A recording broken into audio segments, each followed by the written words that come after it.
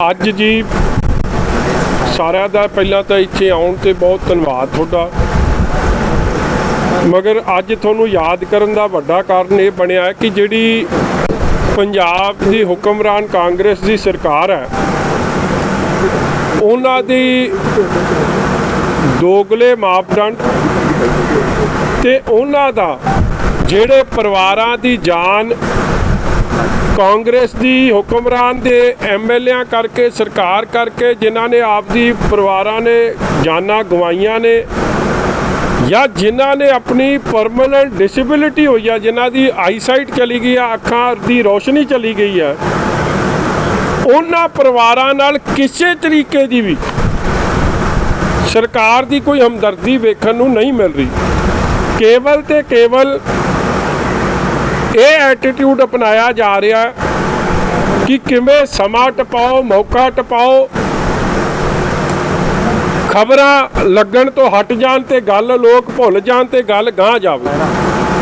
मैं बार बार आई बारी भावें ये गल नूं लियाउणा, मगर मैं इसलिए लियाउणा कि जो कुछ बटाले ब्लास्ट या दशहरे के इंसीडेंट का वो कुछ इत्थे हो रहा। अज भी साडे तरन तारण जिले वाले उन्होंने संपर्क किया क्योंकि सरकार ने इस सरकार कोल मंग उठी सी कि एक तो कार्रवाई करो 302 की जिन्हों ने स्पिरिट बेची है, एक मुआवजे की, दोनों कामों च सरकार फेल हुई है। और वड्डी गल दुख की गल है कि जेडे परमानेंटली डिसेबल हो गए, जिन्हों की अखां की रोशनी पक्की चली गई है, अज मैं 5-6 जी थोड़े को लैके आया। असी कल्ले कल्ले नाल संपर्क करके अगे आने वाले समय च असी तो चाहांगे तुसी भी करो, असी भी करांगे।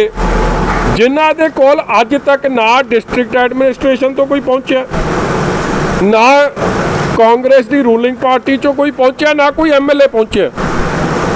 करतार सिंह जी इत्थे बैठे है, इन्हां दा सुखदेव सिंह जी, महेंद्र सिंह जी, कुलदीप सिंह जी ते मन्नत मसीह, अज 5 परिवार मैं इत्थे लैके आया जिन्हां दी अखां दी रोशनी पक्की चली गई है। और मैनू बड़ा अफसोस होया, बड़ा दुख होया इन्हां दी गल सुन के। 2-3 ने तो सरकारी हस्पताल च भी जेड़ा इंजैक्शन लग रहे सी उन्हां दे खर्चे आप दिते आ। माता जी इत्थे बैठे आ इन्हां दे हसबैंड है, इन्हों ने खर्चा आप दिता सरकारी हस्पताल से। फिर ये तो सीधे पोल खुल गई सरकार की कि तुसी तो कह रहे सी खर्चा साडा ते तुसी काहदा खर्चा चुक रहे। और ये आपकी गल माता जी हुणे दसणगे भी। इस तरह इत्थे साडे महेंद्र सिंह जी, उन्हां दा काका शायद इत्थे अपना सारा इन्हें इलाज प्राइवेट हस्पताल तो कराया। इहदे कोल फाइल भी आपदी, सारा खर्चा ये आप दे तौर पर दे रहे। इन्हों अज तक किसी ने संपर्क ही नहीं किया। कहने का भाव कि ये 5 परिवारों च चाहे कोई सरकारी हस्पताल से इलाज करा रहा है, उन्होंने अपनी जेब चो रुपया भी क्यों देना पिया, मेरा पहला सवाल। और जेड़े प्राइवेट इलाज करा रहे हैं उन्होंने प्राइवेट हस्पतालों च जाने की क्यों लोड़ पई। इसलिए लोड़ पई क्योंकि कांग्रेस की किसी तरीके दे नाल इन्हां नाल हमदर्दी कोई नहीं। और वड्डी गल जेड़ी गल दी चिंता माता जी भी गल करनगे थोड़े नाल। माता जी कहंदे जी देखो असी दिहाड़ी करन वाले लोग सां, असी कोई किहड़ा कोई बहुत तगड़े करो। सरकार दी अनगैली करके साडे परिवार नाल एडा दुखदाई आसरा वापरिया। एक तो हो गए जिन्हां ने आपदे जी गवा लए, दूजे साडे नाल तां सारी उम्र लई जिन्हें बंदे ने कमाउणा सी, अज वो बंदे दी उहने कमाउण जोगा भी नहीं रहा, सानू उहनूं सांभणा। कि साडे परिवार की एडी समर्था है कि आपदे परिवार चो एक बंदा वेला कर दिए इन्हों सांभण वास्ते, और सरकार साडा पता ही नहीं लै रही। तुसी वेखो वो जिहड़ी कैप्टन अमरिंदर सिंह जी आए आपदी वो जॉय राइड वास्ते, एक फोटो अपॉर्चुनिटी, एक सैर सपाटे वास्ते इत्थे आए, उन्हां दे भाषण च ही हमदर्दी नहीं सी। मगरों उठ के जिहड़ा अपने एक कांग्रेस के प्रधान है जिन्हों का नवा नाम बाजवा साहब ते दूलो साहब ने रखिया, तोता सिंह, ये जिन्हों का तोता जाखड़, उहदे बारे उन्हें उठ के कहा कि जी तुसी उन्हां दी गल भी करो जेड़े अखां तो जिन्हां दी रोशनी गई है। मैं पुछना चाहुंदा गल तां तुसीं करती स्टेज ते अज किन्ने दिन हो गए तुहानूं तरनताਰਨ तो मुड़िया नूं? क्यों नहीं हाले तक कोई अफसर इन्हां तक पहुंचिया? इन्हां दे फार्म हाले तक क्यों नहीं भराए? इन्हां नूं हाले तक क्यों खर्चा देना पै रहा? और मैं अज तुहानूं भी कहना, जे तुसीं कल्ले कल्ले घर तक संपर्क करोगे, पुलिस इसलिए नहीं वरती जा रही कि जी असीं तुहाडा सानूं दसो कौन नजायज़ शराब बेचदा सी या कौन गलत काम करदा सी। एक पासे तो DGP साहब कहंदे कि मैं तो हर पिंड 'च पुलिस वाला लाता, फिर वो पुलिस वाले सुत्ते तुहाडे? एक इन्हां दी स्कीम नहीं आई सी किहड़ा एक गार्डियन ऑफ गवर्नेंस लग्या, उत्तों इन्हें कहंदे असीं एक पुलिस वाला नियुक्त कीता है।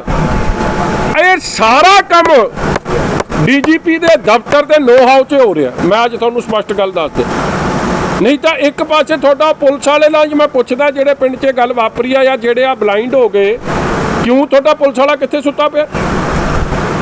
एक पासे तुसीं कहंदे असीं एडा सिस्टम बनाता है, सानू सब पता लग जाता है जे बार्डर तो पार कोई गड़बड़ कर रहा है या पाकिस्तान तो कोई शरारत हो रही है।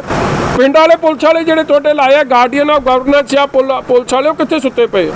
इसलिए मैं अखीर 'च बार बार इसे गल ते आ रहा कि cover up operation, clean chit इनक्वायरियां, क्लीन चिट SITयां, बेसिट्टा SITयां, इन्हां दा कोई मैना नहीं रह गया, कोई मतलब नहीं रह गया। अज इन्हां परिवारां नाल हमदर्दी की लोड़ है, इन्हां परिवारां नूं मदद की लोड़ है, इन्हां परिवारां नूं सहारे की लोड़ है, जिहड़ी कांग्रेस की हुक्मरान सरकार विखा के राजी नहीं। और मैं अज ये परिवारां की जिहड़ी मंग है कि साडी माली सहायता, साडा खर्चा 20-20 लाख इन्हां परिवारां नूं भी मिलना चाहिए। आफ्टर ऑल परमानेंटली खत्म हो गए और इन्हां नूं खर्चा देना चाहिए। जो बाकी सहूलतां लानियां मिल क्यों नहीं रही? और 308 IPC, क्योंकि ये कल्पपल होमोसाइड किया जिन्हें किया, 338 परमानेंट डिसेबिलिटी होगी,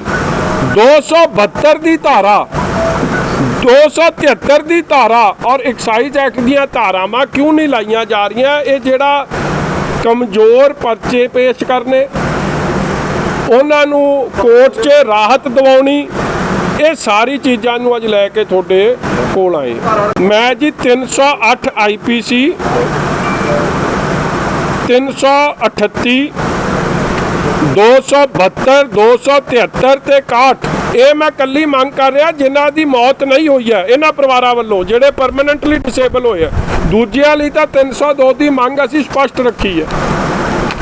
इसे लई ये जिहड़ा कैप्टन अमरिंदर सिंह जी का खजाने चों आउणा, खर्चा करना, फेरी करनी, AC लाउणे, जे वो AC की ठंड इन्हां परिवारां तक नहीं पहुँच रही तो ओहो जे AC का तुहाडे दा की फायदा?